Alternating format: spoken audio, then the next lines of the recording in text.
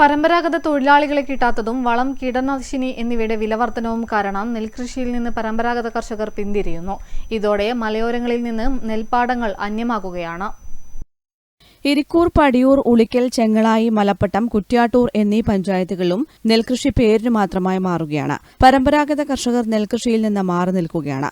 യുവതലമുറയും ഈ മേഖലയിലേക്ക് കടന്നുവരുന്നില്ലെന്ന് ബ്ലാത്തൂരിലെ കർഷകനായ കെ രാമചന്ദ്രൻ പറയുന്നു.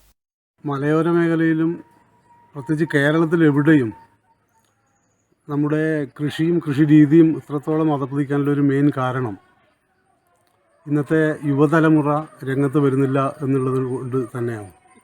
പഴയ തലമുറ അവർക്കാവുന്നിടത്തോളം ചെയ്ത് ഇപ്പം നിർത്തിവെക്കാൻ കാരണം ഒന്നാമത്തെ കാര്യം എടുത്തതിന് മാത്രം പ്രതിഫലം കിട്ടുന്നില്ല എന്നുള്ളതാണ്.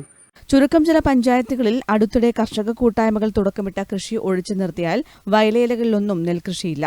വെറുതെ കിടക്കുകയാണ് മലയോര മേഖലയിലെ ഭൂരിഭാഗം പാടങ്ങളും. നമ്മുടെ ബ്ലാത്തൂർ വയൽ തന്നെ 68 ഏക്കറോളം വിസ്തൃതിയുള്ള അതിവിശാലമായ അതിസുന്ദരമായ വയലായിരുന്നു.